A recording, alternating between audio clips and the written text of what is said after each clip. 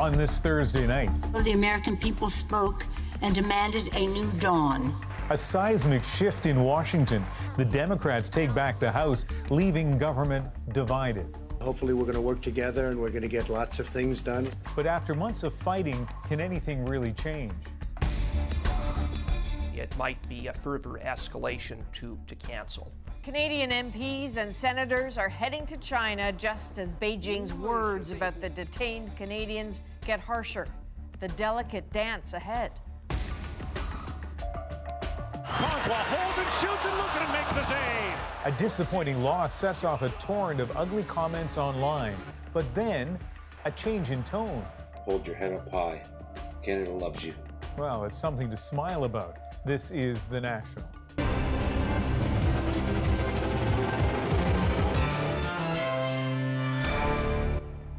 As tumultuous as the last 2 years have been, we're about to enter a new and almost certainly more contentious era in the presidency of Donald Trump. Today, a new U.S. Congress was sworn in, and Democrats took control of the House of Representatives, ending the Republican Party's total grip on power in Washington. As Paul Hunter reports, the new House leader isn't wasting any time taking on the president. And that you will well and faithfully discharge the duties of the office on which you're about to enter, so help you God. I do. Congratulations, Madam Speaker. It is the third most powerful political position in America, Speaker of the House of Representatives, and it makes Democrat Nancy Pelosi now, in effect, leader of the Donald Trump opposition. As of today, she and her party control this place. And while much has been made of all the newly elected fresh faces, a record number of women on Capitol Hill, and more diversity than ever, today the real focus was on Pelosi, who signaled she's set to take on Trump, not least his divisive policies on immigration. On that, Pelosi quoted a revered Republican. He said, if we ever close the door to new Americans, our leadership role in the world will soon be lost. Ronald Reagan. But the to-do list for Democratic lawmakers is a lengthy one. Today, Pelosi pledged action on climate change, to strengthen gun control, to lower the cost of health care, and more. As for the president, the key question is, what about him? It's believed Democrats also want laws protecting special counsel Robert Mueller, as well provisions forcing all presidential candidates to hand over their tax returns. And there's already talk of a push, yes, to impeach Donald Trump. Democrats can now also launch congressional investigations, and they're likely to examine whether Trump has obstructed justice, profited from being in office, broken campaign finance laws, and cheated on his taxes. It's a new political world for the president. If he's having a struggle with the old political world where Republicans had a majority in the House and Senate, get ready for a new day. Then there's that border wall, sticking point in the ongoing partial government shutdown. Trump himself today stunned reporters with his first ever trip to the White House briefing room to press Democrats into signing off on tax money to build that wall. Without a very strong form of barrier, call it what you will, but without a wall, you cannot have border security. It won't work. Said Pelosi tonight, not a penny, as both sides brace for a complicated, bitter, hard-nosed period of toe-to-toe battling and deep-dive investigation into everything. It starts now. Paul Hunter, CBC News, Washington. One of the Democrats' first orders of business, passing a bill to end the partial government shutdown, but it's not expected to survive the Republican Senate or a presidential veto. And after 13 days, the shutdown's impact is growing. We are, and I need to use the bathroom. The most noticeable impact is at parks and monuments. You can see it, you can smell it too. These porta potties are so disgusting. That includes in the U.S. Capitol, where the overflowing toilets and trash cans are not a good look. And sometimes it's what you can't see. The Smithsonian's museums and zoo are closed. It's Panda Cam, even less exciting than usual. But it's more than an inconvenience. 800,000 federal workers are at least temporarily out of a paycheck. I'll have to make a tough choice between, paying my utilities or going and buying groceries. The D.C. Marriage Bureau is furloughed, so people can't officially tie the knot. Federally guaranteed business loans aren't getting processed. Federally funded research has ground to a halt. And immigration courts are closed, affecting those trying to cross legally into the United States. And there is no sign that any of this will end anytime soon. Blunt words from Beijing today on 2 Canadian detainees. The country's top prosecutor says he is certain they broke the law. China's hard line means neither the legal drama nor the diplomatic battle are anywhere near being over. But that's not stopping a group of Canadian MPs and senators from heading to China this week. Katie Simpson explains what they're planning. News of worsening tensions between Canada and China is not enough to stop a group of parliamentarians from heading to Shanghai on Saturday. At the end of the day, if there was a risk, we wouldn't be going. Conservative MP Michael Cooper is one of 6 legislators going on a bipartisan multi-city mission to promote business ties and improve relations between countries. The head of our delegation did speak with officials from Global Affairs Canada, and the message that they sent was that it would be better that we go than not go. In fact, it might be a further escalation to cancel. Canada has already postponed one high-level trip to China. Tourism Minister Melanie Joly paused plans for a December visit because of the diplomatic dispute. It all began when China arrested former diplomat Michael Kovrig and entrepreneur Michael Spavor and accused the Canadian men of endangering Chinese national security. Their detention is widely seen as retaliation for Canada's arrest of Huawei CFO Meng Wanzhou. In China's strongest statement yet, the country's top prosecutor insisted there is no doubt the 2 Canadians violated Chinese laws and regulations. Canada rejects the claims and is demanding Kovrig and Spavor be released. The upcoming parliamentary visit will be a fresh opportunity for Canadians to make that case in person. It's important that there be as many lines of contact with China now as possible. It's not a time to cut things off. More communication is what a powerful American lawmaker is calling for as well. Democratic Senator Mark Warner, a prominent China critic, says the Trump administration needs to step up on behalf of Ottawa. I think we need to do more to bring our pressure, as well as other of our allies' pressure, to bear on trying to get these Canadian citizens released. Global Affairs confirms 13 Canadians have been arrested by Chinese authorities since this dispute began. The number may seem high, but senior sources say that's about average for a month in China. But the arrests of Michael Kovrig and Michael Spavor are unusual, given the serious allegations made against them. Katie Simpson, CBC News, Ottawa. So China is making waves in foreign affairs. It's also made a major market impact. Today, the Dow, S&P, and NASDAQ all shed between 2% and 3%. Now, this after markets digested the news of disappointing results from tech giant Apple. Its stock alone dropped 10%. The reason, according to Apple's CEO, China. And so as we look at what's going on in China, it's clear that the economy began to slow there. China is, by some measures, already the world's biggest economy. It doesn't just make stuff these days, it buys stuff. Early last year, GM sold 30% more cars in China than it did in the U.S. Starbucks was opening up a new store there every 15 hours, but over the past 6 months, experts have noticed a major shift. We're seeing weakness in the consumer sector, we're seeing weakness in manufacturing activity, and weakness when it comes to general business investment as well. And the breadth of that weakness across all of these sectors means that it's not an isolated incident. This really is an economy that's slowing down faster than we would have expected. Why? Well, some point to the trade war between the U.S. and China. By placing tariffs on foreign imports of steel and aluminum. Tit-for-tat tariffs have taken a bit of a bite, but the roots of China's slowdown may be deeper. To me, this is really just a cut on top of an already broken arm. China is really moving from a manufacturing, industrial-based economy to a consumer-based economy. That transition means the kind of sedate growth you see in developed economies. In fact, Beijing has been trying to engineer the transition, for example, by tapping the brakes on credit. We know that China is going to slow over the long run, but what we're hoping is that it's a smooth transition. And if we see economic numbers like we did this week out of China, the concern is that it's not smooth at all. It's a bumpy ride and maybe one that we're going a little too quickly down.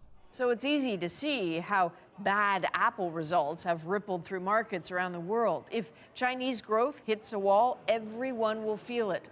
And eyes will be on not just Washington, but Beijing to see what they do next. It's possible that economic slowdown may be part of the reason China isn't making a bigger fuss about this next achievement, domestically at least. It didn't even lead the evening newscast, even though it's history. China managed to land a craft on the dark side of the moon. And as Briar Stewart tells us, this is proof of China's ambitions on the world stage and above it.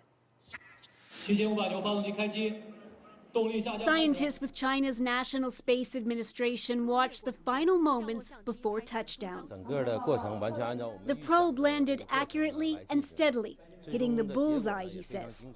Its target, the largest, deepest, and oldest crater, and it's on the side of the moon that never faces Earth. Because of that, scientists can't communicate directly with the probe. In May, they launched a satellite to relay messages and transmit images. This is a fairly new installation for us here at the observatory. And it's those pictures Edward Bloomer is so excited about. He's an astronomer with Britain's Royal Observatory. For lots of members of the public, it's going to be really interesting in terms of, fundamentally getting cool pictures back. Both the lander and the rover are equipped with cameras. They were launched back in December. The entire mission hasn't been well publicized, even in China. These things are expensive and they are complicated and they take a lot of effort. You don't always necessarily want to be shouting about things that are that expensive and complicated that might not work. But it did work and is being heralded as a milestone. Unlike other missions, China's probe has landed on a part of the moon that has been unexplored. It's going to be surveying the geology and conducting biological experiments, and experts say it plays into China's greater ambitions to be a space superpower. China wants to position itself as a global leader, both politically and when it comes to scientific and technological advances. Joining the space race is part of meeting that goal. Well, they want to put humans on the moon, so they want to build a moon base, and that's what they're working towards, and they're collecting data to find out, is that going to be physically possible? And because this mission has so far been a success, experts say it's only going to encourage more competition to explore the still unseen corners of space. Briar Stewart, CBC News, London. They are designed to take clothing donations, not lives, but at least 7 Canadians, 5 of them in British Columbia, have died after becoming trapped in donation bins. The latest this week in West Vancouver. Now, as Chris O'Neill Yates tells us, some communities are banishing the bins. I cried. I couldn't believe it. The news of yet another death in a clothing donation bin hit Loretta Sundstrom hard. Her 45-year-old daughter, Anita Hawk, died in 2015 after getting stuck in a bin in Maple Ridge, BC. She was homeless and collected clothes from bins for other homeless people. She would bring them to my house and wash them if they weren't clean or if they had a smell to them. And she would give them away to whoever needed them. Sundstrom says something has to be done about the bins. Shut them all down and then get a designer and redesign these things. The latest tragedy happened in West Vancouver. A 34-year-old man died on Sunday in a bin similar to this one. The city has now closed all bins. I think the next step has to be investigating different bin designs or modifications of these bins. And the city of Vancouver issued a statement late today saying about 90% have been removed. Any remaining bins will be removed in early 2019. And that alternative options are available to donate used clothing, including thrift stores. But those who work with vulnerable people say action should have been taken long ago, everywhere. Let's save some lives and also just make sure that these bins serve their function and allow people to donate to people in need. Engineers are working on ways to make safer donation bins. I think Anita would still be here if that design would have been made a long time ago. In the meantime, Sundstrom hopes no one else will die the way her daughter did. Chris O'Neill Yates, CBC News, Vancouver. And tonight, the nonprofit group that owns the bin involved in Sunday's death said it's removing 146 of the bins across the province. Inclusion BC says last year it asked university engineering students to work on safer designs, and that those designs are now in the prototype phase. Well, here's another urban danger. Imagine driving down a highway and this lands on your windshield. Okay, so police say that sheet of plywood came loose from a truck and smashed into this car. The good news is the 3 women in the car got away with just small cuts, scratches, and bruises, but as you can imagine, it was terrifying. Tonight, the driver of that car is our witness.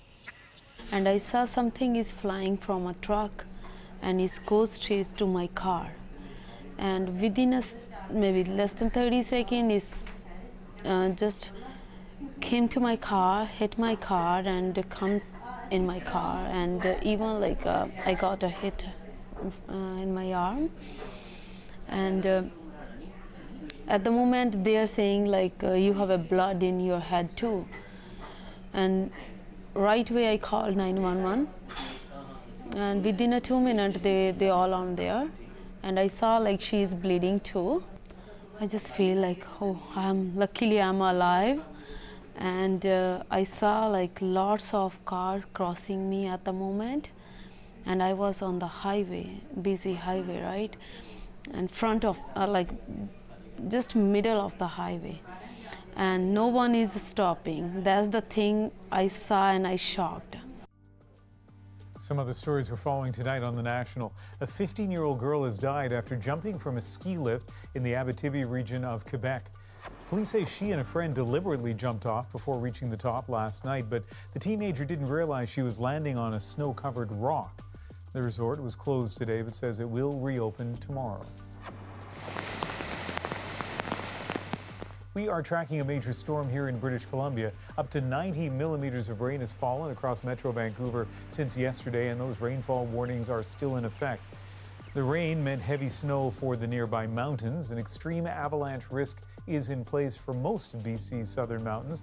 The same storm has also prompted wind and heavy snowfall warnings through the Rockies in Alberta.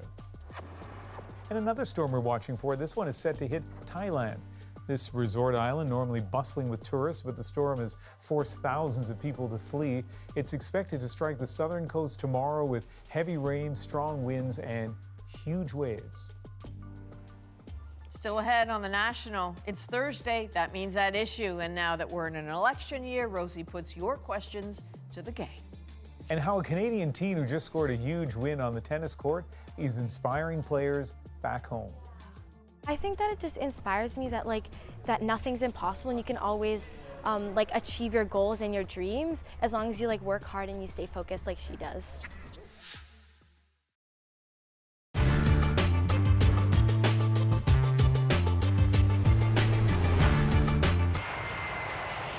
When we fly and when we buy, we expect rewards.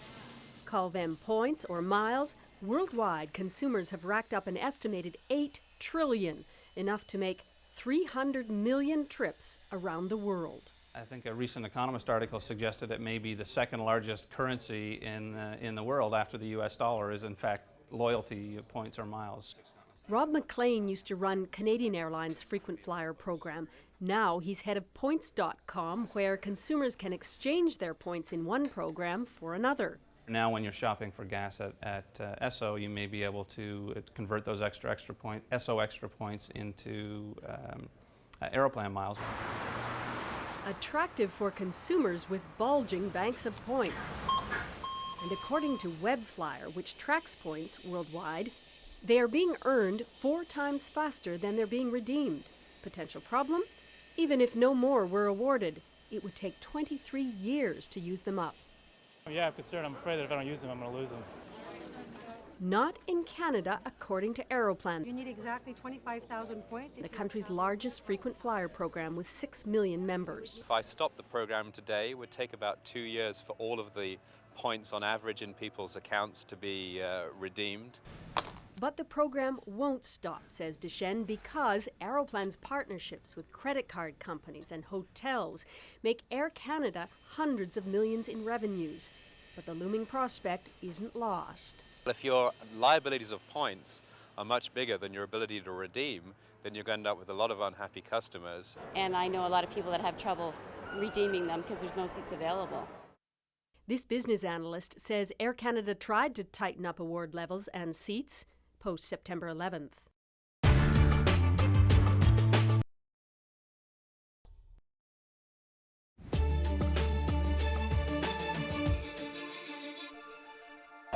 Sensational performance. Canada's Bianca Andreescu is 18 and riding high after the biggest win of her career. She just defeated Caroline Wozniacki, ranked number 3 in the world. Not bad for someone who entered this tournament ranked 152nd. Her impressive win is drawing a lot of attention in the tennis world, and she's inspiring other young women who dream of that sort of breakthrough. Olivia Stefanovic has their reaction.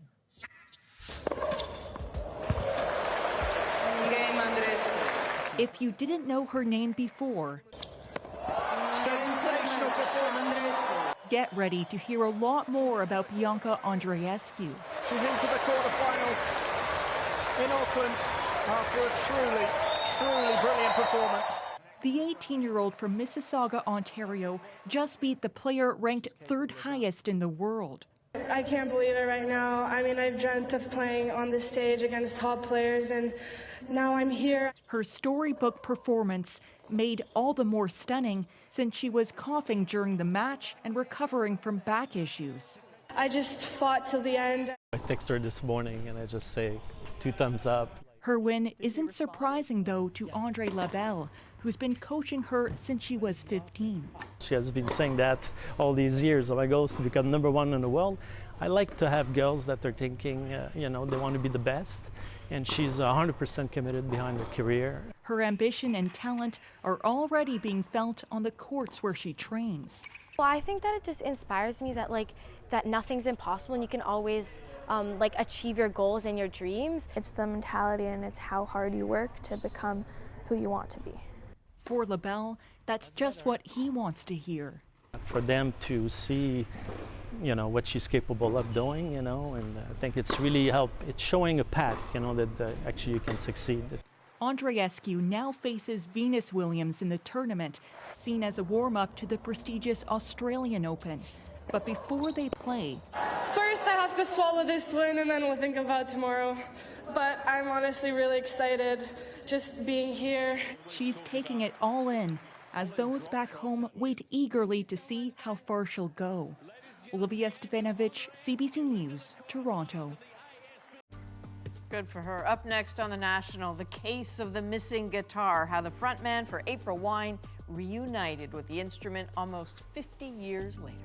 And Rosie and the At Issue gang take us into 2019 with a look ahead to some of the big political stories, but this time some of you asked the questions. My question for the At Issue panel is, have we already seen what will become the main ballot box issue for the election, or is it yet to come? At Issue is next, but first. In case you missed it, a Canadian rock star from the 70s has reunited with a trusty old friend. These are the pickups that I put in. Miles Goodwin, co-founder of one of Canada's greatest rock bands, April Wine, fell in love with this Gibson melody maker on Cape Breton Island 50 years ago. Together, they hit the big time. I used it up until 1972 on April Wine's, 2 of April Wine's records. And it would have been played on this guitar.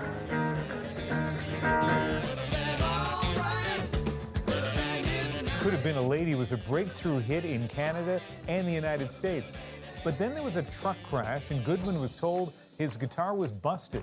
Goodwin thought his treasure was gone forever, until I got a message on Facebook the 24th of December, 2018 saying, I know where your guitar is, your melody maker. I said, yeah, in heaven. No, it's in Victoria, BC. It was his all right, his name right there on the head. All that was missing was the memories. This was, in one case, in a living room as a conversation piece for 15 years. And it missed out on years of all the great April Wine hits like Roller. I would have played Roller on this back then. Yeah. I would have played it on this, but I didn't. You know? But I did play.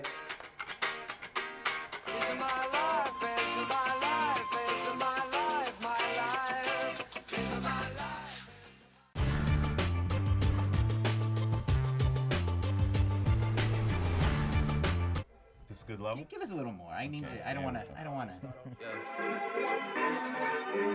I've been moving calm, don't start no trouble. Killing the vibe at that point. Yeah, I know. You know, gonna get letters.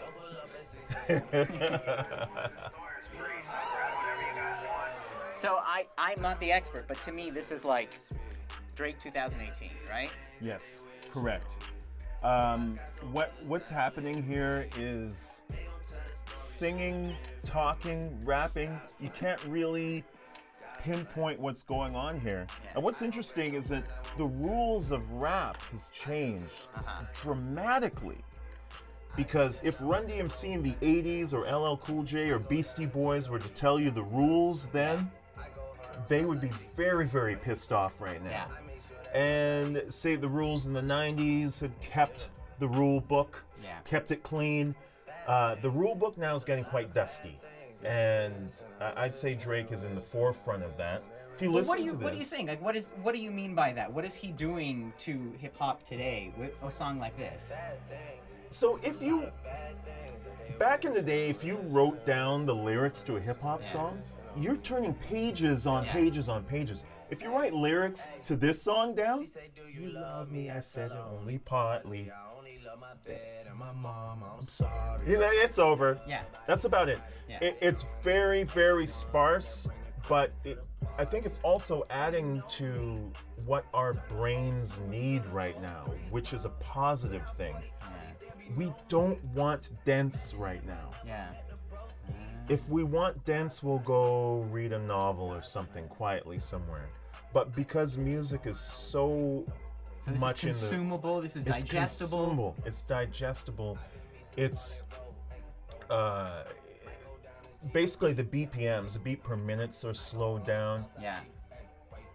He's basically repeating himself. Now I'll tell you this is very, very difficult to do, to make it sound so simple. The simplest things that are catchy are very, very difficult to make. So you're not, as a rapper, you don't scoff at this? No, I don't. I actually tip my hat to it, because if I were to try to make a very simple, laid-back track that repeats the same words, it's very difficult to figure out what those same words are going to be without annoying people, without boring people. It's got to be catchy. So, I mean, if he's going to say, it's even difficult to just, he's saying that they're wishing on me, but to say they're wishing, a wish, and a wish, and a wish, and a wish. Laid back. If you sit back and go, okay, that they're wishing on me, how am I going to say that?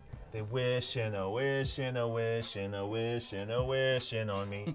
Not everybody comes up with that stuff. Yeah. Do you want more from him? No, I want him to do exactly what he's doing, and that's what we want from him. The second he tries to make the bad album after he's already made a bunch of thrillers, it's all gonna go downhill. Interesting. And that's what I also appreciate about him and his team. He's not trying to make, he's not trying to beat his thrillers. Yeah. He's just sitting right under that and saying, hey. She say, do you love me? Mom, I'm sorry. He's not. Why is it so infectious? Yeah.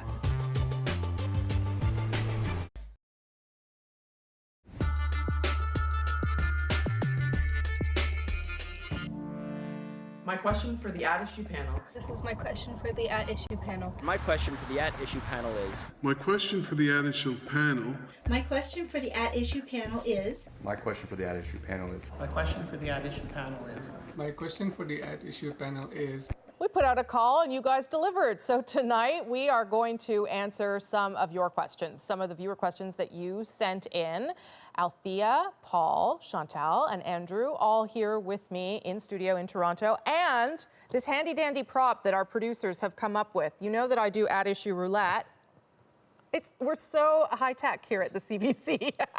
So that's how I'll determine who gets to answer the first question. And the first question comes from Sarah Stroder in Yellowknife. My question for the at-issue panel is, have we already seen what will become the main ballot box issue for the election, or is it yet to come? All right, I'm spinning it. I'm really doing that. It might take too long, so I'm only going to do it once. Andrew, the issue for the next election, do we know it or is it yet to come? We don't know it. I'm not sure it is yet to come because I actually reject the whole idea of there being a ballot box issue. This is something that we in the media get sucked into because the parties definitely have their preferred ballot box issue and they try to imprint it upon our brains. But there's 17 million voters out there and each of them has their own ballot box issue. But is it not true that things get galvanized a little bit and everyone starts to talk about the same issue? You've got, regardless of specific issues, you've got trends. For instance, I don't believe that this will be an election where change or the move for change will be a huge factor, not like Ontario and Quebec, because this is a government that only has had one term. But beyond that, competence comes into play. And once you've looked at all the issues, the question will be, who do I trust to be Prime Minister? And that is the question that comes back in every election. That's smart, Paul. I suspect we actually have seen the issue that will drive most of the decisions of undecided voters in the next election. We just don't know what it is yet. It's like an Agatha Christie novel. Will it be Professor Climate Change? Will it be Miss Migration? Will it be Dr. Affordability? Stay tuned for the last act when Hercule Poirot will reveal everything. That's such a small sliver of the vote is people who are choosing between the Conservatives and the Liberals. Lots of people are going to vote NDP, not even wanting them to be the government. Right. People have a million different reasons for voting. Yeah. I agree with Chantal. I think trust and competence is really what's going to be at stake in the election. I also think there can be side issues like migration, like climate change, like guns. Even electoral reform for some people might speak to trust and competence. Can you trust Justin Trudeau if he broke his promise the last time? There may also be things that we don't see come on the horizon. Like, there's now talk that we might see a global recession coming in the later stages of 2019. Well, that changes the tone about maybe people didn't really care about deficits, but maybe they will start caring about deficits and debt a little bit more strongly than they do. It also depends. It also depends, I think, probably on where you live too for all of those issues. Of Okay, next question is I'm going to spin it as I'm watching because otherwise it'll take too long. Travis Mitchell in Brampton, Ontario. Go ahead, Travis. My question for the at-issue panel is how much disruption is the PPC likely to cause in the next election and for the Conservative Party in particular? So I'll go to you, Chantal. You came up on my spinner. We don't know is the short answer. It's too early to tell for sure. Maxime Bernier is mostly fishing in Conservative waters, which is unnerving for the Conservatives. He's doing well in those waters in places like Saskatchewan and Alberta, where there is not a lot of destruction that he can wreak on the Conservatives because they have such a wide base. So the real question is, to me, will he be a factor in Ontario, where the battle will be competitive and will go a long way to determine whether it's a majority, a minority, a Liberal or a Conservative government? And if he is a factor in Ontario, that will be bad news for Andrew Scheer. What do you think, Andrew? I suspect more than perhaps we might estimate at this time. And I say that by looking at the Conservatives' body language. In the last few weeks, Scheer has been taking positions on, for example, sort of targeting the media, which he then backed away from a little bit, particularly on the Global Migration Pact, which was this issue from the fever swamp of the right-wing blogosphere. That looks like a party that's worried about that he might make inroads in, and they're trying to cover that off. I 100% agree with what Andrew just said. I think the fact that Andrew Scheer came out and took such a decisive stand on the global migration comeback, which really was not anything that people at the grocery store seem to be talking about, but there was a move and MPs' offices were being bombarded from calls. It was on social media channels. And Maxime Bernier was going to rallies and saying, I'm the only political party that's willing to stand up on this issue. The Conservatives are not willing to do this. And they took that away from him.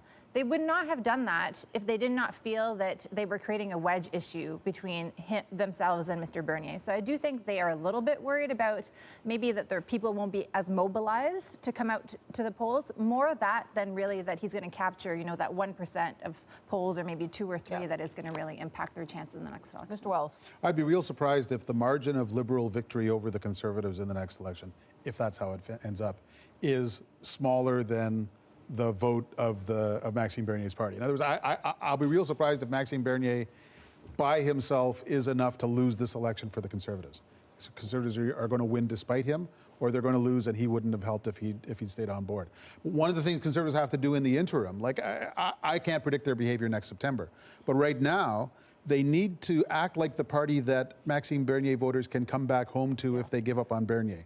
So they can't denigrate the party or its members or their choices, and they have to sound at least halfway acceptable on some of their issues. Why though? Because a lot of those people don't seem like they actually voted. Well, in the last election. Alfie, it's on a list of things that a complex party has to do in complex times. They also have to take Liberal votes. They also have to appeal to orange-blue switchers in Saskatchewan. They got to do a million things. Yes, but this is on the list of things they got to do. But to remain attractive to a Conservative fringe, because it is mostly that, they are going to be losing the votes that they need from the Liberals that they need to pull out. And at some point, I heard people say that about Stephen Harper 4 campaigns in a row. Okay, let's move on. Let's move on to question 3. We'll agree to disagree on that one. Michael Sad in Colehurst, Alberta, asks this. Hi, I'm Mike from Colehurst, Alberta, Canada. My question for the At Issue panel is, what, in the panel's opinion, is the biggest threat facing Canadian unity and federalism heading into 2019? Okay, Althea, you. Well, he's from Alberta, and I think really right now that's where most of the fervor that's anti-federation seems to be coming from. There is no huge threat coming from Quebec. I think there's no real threat coming from Alberta either, but I think there's a lot of disenchantment, and that speaks to a lot of what Rachel Notley is doing and certainly for what Jason Kenney is doing as well. it's going to be very difficult for whoever is Prime Minister to reconcile Alberta's expectations on the pipeline development front and the resistance in places like Quebec and BC. And that could lead to a fairly acrimonious time. It already is at this point. Well, and you were at the First Minister's meeting, Paul, this year, and that was apparent that it wasn't just one place that the Prime Minister is having trouble with. It's different places for different reasons, and some of them starting to gang up on him. Yeah, I mean, so to riff on the viewer's question, it's becoming increasingly clear, if it was not already clear, that Quebec is not a short-term threat to national unity. François Legault is not interested in playing that game, and everyone's trying to be his friend. The extent to which Alberta is a real threat, you know, I expect there's going to be a lot of heat around these same issues by next summer, because there's a very good chance that Jason Kenney, who's a superb political operator, these are all his issues, and he's going to be looking to demonstrate that he can make a difference. You know, he's going to be in the equation. I'll be really curious to see if Jason Kenney can be more effectual on these issues than Rachel Notley has. We'll find out. Well, he certainly will be probably louder. I would say he's better at taking up space. That she is doing that, but I would argue more combative, but maybe less constructive. Yeah, maybe. He's coming there. He will absolutely be coming with his boxing gloves on. Look, Alberta's a very angry place right now. If it turns out that we are unable to get a pipeline built, if people in Alberta are told, sorry, your oil is just going to be shut in because the federal government can't exercise its responsibilities and get interprovincial infrastructure built, even aside from the economic impact of that, I just think, you know, the symbolism of it and what it says about Alberta's place in the Federation would be absolutely lethal. Yeah, that's dangerous. There are Liberals who are still hoping in the timeline that they can get shovels back in the ground for the Trans Mountain expansion when the construction season resumes. Whether that's optimistic, wishful thinking, I can't tell you, but they are still hoping to campaign against the background of shovels in the ground. But they are up against the reality that they have to do this meaningful consultation with First Nations, and if First Nations say, we need more time, I don't know how they get around that. The shovels in the ground, by the way, will not save them in Alberta. No, but it will. It sends a signal. I wasn't suggesting that, but it will be a more positive situation than it is now, and the courts did suggest it need not be a lengthy process. That's right. Okay, we have a question from a young journalist starting his career in Minnesota, of all places. His question is about the rhetoric of the U.S. president toward journalists. Here he is. I wonder how the rhetoric is viewed in Canada and how that is seen from there and what it means for covering politics. And that is Alex Wieneman in Minnesota. You want to start, Paul? At a minimum, when the president calls the press the enemies of the people, it makes me sad. And it does make me worry for a lot of my colleagues down there who I think are in real danger of physical attack from people who take these things the wrong way.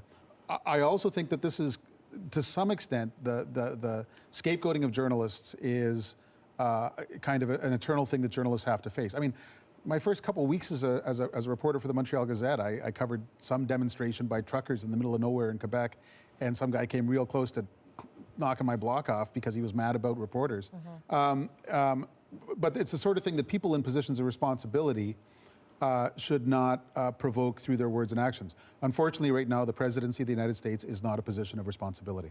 Do we see those percolating in any way? I know you alluded to the little moment where Andrew Scheer thought, maybe I'm going to go down this road, and then didn't. But do we see it percolating here, that kind of rhetoric? Every once in a while, the Conservatives will send a fundraising note saying that the Liberal media in Ottawa is against them. But we have not seen at all, and I do not think we will see from the Conservatives the type of language that we see from the President of the United States, which is a good thing. I think the Prime Minister and the Liberals have kind of, like they tend to do with many issues, kind of overreach sometimes to try to make a point. Yeah. And they are trying to make journalism and journalists kind of another one of these wedge issues that places them against Donald Trump. Yeah. And I think a lot of reporters, especially in Ottawa, are very uncomfortable with their play on that. That actually goes back to Paul's issue about values, trying to suggest that journalism, democracy, accountability is a liberal value. Yeah, I mean, the Conservatives have always complained about not getting a fair shake from the media, and with some justice. The media does lean left. But this is entered an entirely different territory of outright demonization, of not just skepticism about the media, which is well warranted. We get a lot of things wrong, but just blind rejectionism of everything that the media says must be wrong. I think in the Trump populist case, it's part of a broader rejection of knowledge and of elites and people who know stuff. So we're just one part of that. But it becomes particularly toxic, as Paul said, when political leaders, not just Trump, but others, are kind of leading the chant and making the press out to be not a flawed but necessary vehicle in democracy, but the enemy of the people. That has gone, way over the line. Yeah, last word to you. And I have seen so far no evidence that the serious Conservatives were indulging in that kind of language. When one of them does, if that happens, I'll decide that person is not a serious, responsible politician. Okay. Don't write me for these at-issue roulette things. I can't get you one. This is a custom-made, one-of-a-kind thing. I can't even give it to you guys. Thank you all. Appreciate you being here. Andrew, Chantal, Althea, and Paul. Still ahead on The National, finding hope in an image. We visit a community in northern Saskatchewan with a new photography club aimed at saving lives. And you just forget about everything because you're too busy looking at the beauty. Like, you're too busy getting that perfect angle. It takes all your problems away. That camera can do a lot to one person.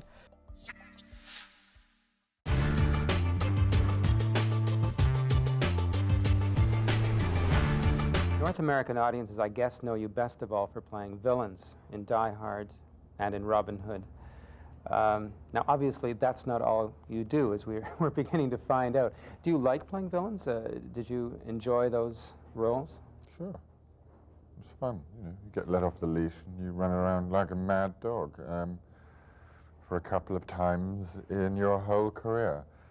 And because they are very successful movies, they get a lot of publicity.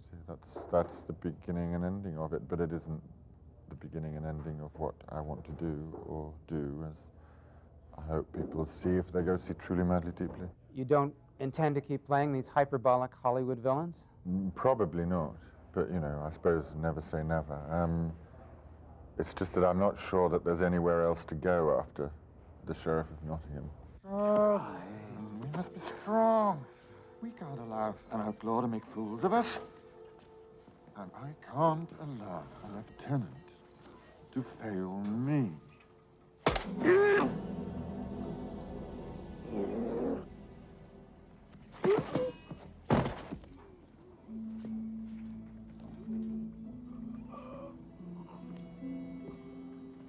At least I didn't use a spoon. You seem to bring a touch of villainy into almost everything you do, this subversive quality, this droll, dry sense of humor. In Truly, Madly, Deeply, for example, you're a very sympathetic, romantic character, but you're also kind of obnoxious. Well, he's meant to be. I mean, so I like the word subversive. I think that's fine. That doesn't necessarily mean villainous, but subversive's all right. I love you. I really love you. I really, truly love you. I really, truly, madly love you. Really, truly, madly, deeply love you. I really, truly, madly, deeply, passionately love you. Really, truly, madly, deeply, passionately, remarkably love you. I really, truly, madly, deeply, passionately, remarkably,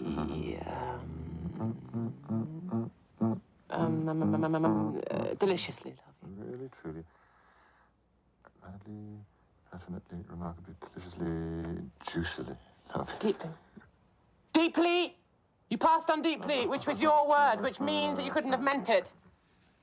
So you're a fraud, actually. It's a very generous thing he does, which is to come back and say, now move on, you know. In acting, there seems to be this spectrum with noble theater, Shakespeare on the one end, and Hollywood properties on the other.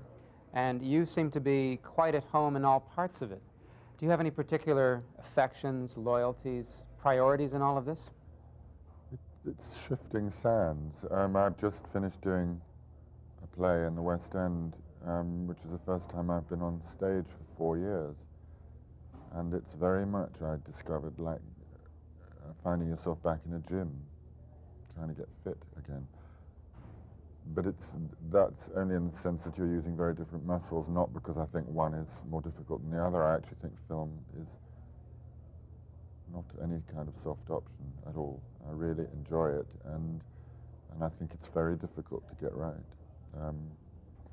But you use different muscles.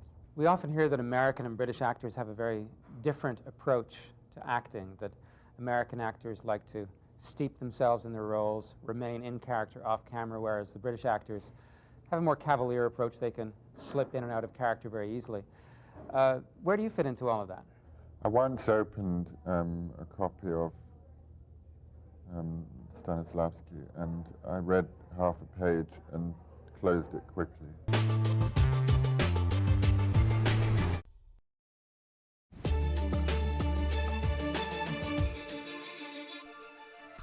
Among the stories we're watching tonight, the latest on the American born in Canada accused of spying by Russia.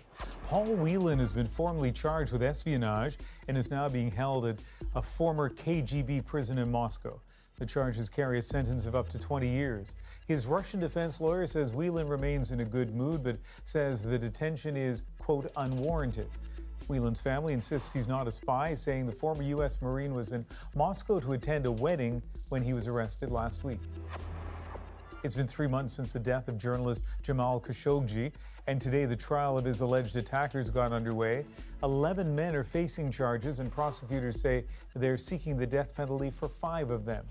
10 other suspects are still under investigation. Khashoggi was killed in October inside the Saudi consulate in Istanbul. His remains have never been found. It is a statistic people across this country have been working to change for years. Suicide rates for Indigenous youth are up to 7 times higher than for other young people in this country. Communities in northern Saskatchewan have been hit particularly hard in recent years, but a new program in a village 490 kilometers north of Saskatoon has hints of hope. CBC's Madeline Kotzer has more on how Pine House discovered the healing power of photography. Skylar LaRiviere sees opportunities for photos almost everywhere. Cool. Awesome. Looking up and down, the 16-year-old captures each snapshot with a careful confidence. On this cool fall day, she's with a group of amateur photographers. They're winding their way through boreal forest to the base of a waterfall to take pictures. A few months ago, it was a very different story. LaRiviere was alone in the forest, ready to give up on life. She survived 3 suicide attempts in a span of 6 months. I almost pulled the trigger to my head, but I just like, I thought about it, like there's more to this than like what's happening right now. Like I have a purpose in life. La Riviere got help at the northern village of Pine House's medical center. That's where she met Dre Irwin, a primary care nurse who invited her to join the Pine House Photography Club. Irwin discovered photography's therapeutic power during a painful breakup in 2015. The following year, he moved to Pine House, and one night, a routine trip to let his dog out turned into an awesome discovery.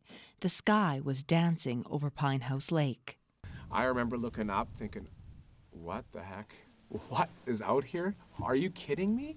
Irwin's Northern Lights photos started getting attention on Facebook from people in Pine House. Soon he realized photography could maybe help others who were struggling. On clear nights like this one, the photographers are outside. For many of them, these meetings have warmed up their world. With you, everything happens for a reason, right? Louis Iron joined the club shortly after his stepfather took his own life. Things looked dark for a while. The 15-year-old became suicidal. But once he started taking pictures, his perspective started to change.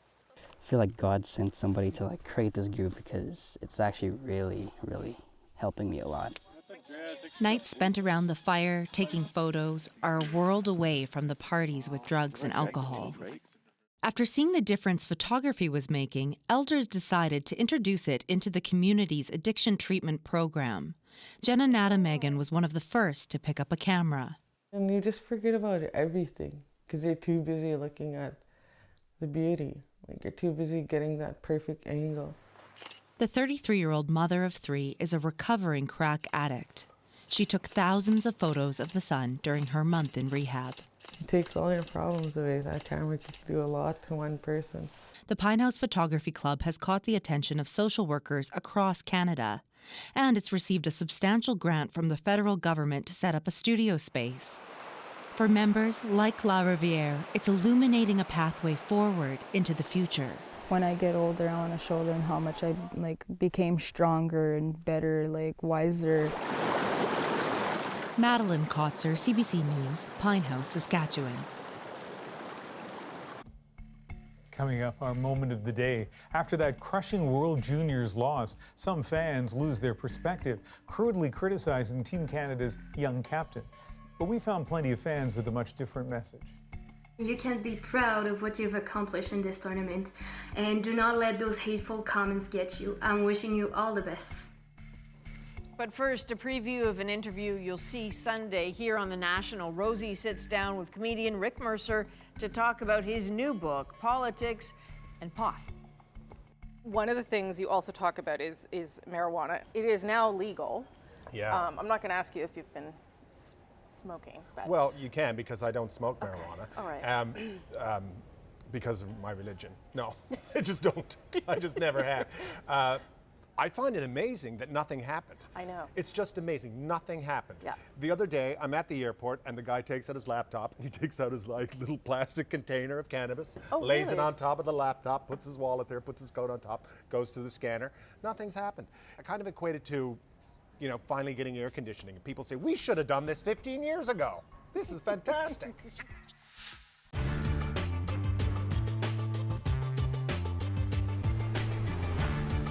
I didn't want to tour until I had a lot of new songs because we've really been touring since '76 pretty regular until '83 when we stopped. And at that point, I was a little disillusioned with it in that I just felt that it wasn't the place to grow creatively because you really just go out and play the most popular songs to the other great audiences, and it was great fun, but I thought that we needed a little woodshed time to just grow creatively, and so hopefully that worked. It did work. The album is called Southern Accents. Tom Petty spent 2 years making this anthem to his Southern roots, and the results seem to be pleasing everyone. The fans, the critics, the heartbreakers, and especially Petty himself. Yeah, it let more than the last album, which was just sort of a collection of songs. It wasn't really a concept. This one had more of a conceptual or a theme, really wasn't. I don't think it was a story. It just had a theme, a thread running through it. And it just worked out that way. It's hard to think about those things while you're doing them. You don't really think about them. But yeah, I think it has, you know, something to say. Yeah. Wanna make it good again. Baby, I wanna make it better. Mostly the songs say Petty and the Heartbreakers aren't ashamed of their Florida background, even though home is California now. Many critics have interpreted the songs to be Petty's rediscovery of his Southern musical roots. I never know what they mean by that, you know, by my musical roots. I think that comes about because we're from the South, you know, we all grew up there, lived a good 20 years there. I think once you grow up in the South like that, you really never beat it out of you, you know. I mean, you may lose your accent, but we were back there not long ago, and you know, you start talking like this immediately when you get back there. Don't feel you anymore. You got a kitten and go. Whatever you're looking for. Hey! Don't come around here no more. Southern accents proved to be more than just a creative risk for Petty. In frustration over the mixing of one of the cuts, he knocked his left hand against the wall. Several bones were broken. Doctors prepared him for the possibility of never playing guitar again. But the hand has healed well. So has Petty's sense of humor. The hand is doing pretty well, you know. It's fine for guitar playing and not very good for carrying suitcases, you know. Lucky you. Lucky me, yeah, it gets me out of a lot of work. My baseball career is over, I think, but I can play guitar again. Gem. You know, early on, I thought you were so much older than me, I didn't even think I had a brother. I thought you were Dad's friend. You're not serious. There was a kid at daycare who asked if I had any siblings, and I was like, nah, it's just me, my mom, my dad, and my dad's friend Andy. Okay. Sleeps in the same room as me for some reason. Yeah. Seems self-conscious about his thinning hair. All right, just please. I know that you got me good. Get it? Got it? Good. Oh, and he's going to go with the captain, Comtois. It would have won Canada the game. Captain Max Comtois awarded a penalty shot in overtime at the World Junior quarterfinal. If only. Comtois holds and shoots, and look at him, makes the save. Finland would go on to win, and Canada eliminated.